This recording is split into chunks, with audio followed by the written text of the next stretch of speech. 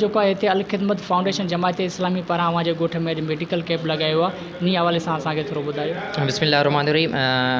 First of all त असां तव्हां सभिनी अल ख़िदमत वारनि जो शुक्रगुज़ार आहियूं त तव्हां हिकु बहितरीनु प्लेटफॉर्म हिकु कैंपेन लॻाई ऐं उन खां पोइ माण्हुनि तमामु घणो हिते फ़ाइदो वरितो। टोटल 500 साढा 500 पेशेंट हिते हुआ जेका डॉक्टर साहब तमामु बहितरीनु तरीक़े सां उन्हनि खे हैंडल कयो।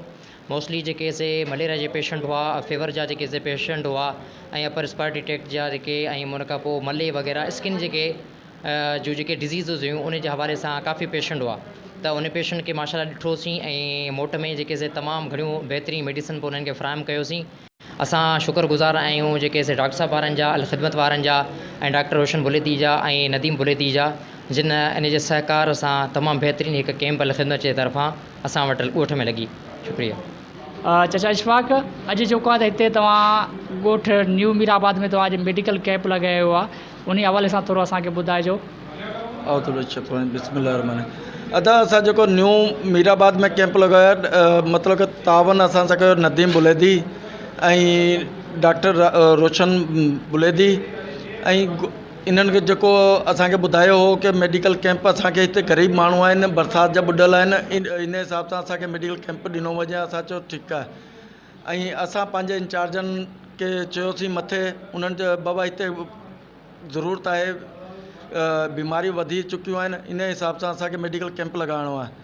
ऐं तक़रीबन असां सां ॻोठ वारनि जो तावन तमामु सुठो रहियो।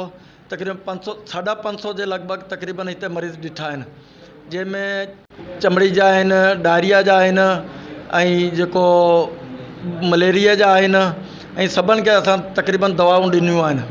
हिते तक़रीबन लीड हुई माण्हुनि खे, छो ग़रीब माण्हू आहिनि, मज़दूर माण्हू आहिनि ऐं उन हिसाब सां जेको कैंप में आया असांजे मेडिकल कैंप में, उन में असां ॾिठोसीं त तक़रीबन ग़रीब हुआ ऐं बीमार तमामु वधीक हुआ।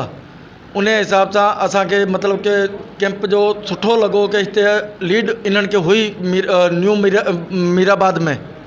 डॉक्टर साहब, अॼु तव्हां हिते जेको आहे त तहसील झंडोमरी जे जेको आहे न्यू मीराबाद में अॼु मेडिकल कैंप लॻायो आहे, इन में जेको आहे त मरीज़नि जो केतिरो तादाद हो ऐं हिते कहिड़ियूं कहिड़ियूं जेके बीमारियूं उन हवाले सां थोरो असांखे ब्रीफिंग ॾिजो। आज न्यू मीराबाद में अल ख़िदमत फाउंडेशन ज़िला टंडोलियार की तरफ से कैंप लगाया गया। तकरीबन कैंप 10 बजे हमने शुरू किया था और अभी तकरीबन 3 साढ़े 3 बजे ही है। अलावा हमने तकरीबन 500 प्लस के करीब पेशेंट देखे हैं। उनमें ज़्यादातर जो पेशेंट में आया, अभी आपको जैसा पता है सीज़नल चल रहा है फीवर, उन सीज़नल में 2 हमारे पास जो बीमारियां मेनली चल रही हैं, एक मलेरिया चल रहा है, दूसरा हमारे पास नमूनिया, माइल्ड नमूनिया।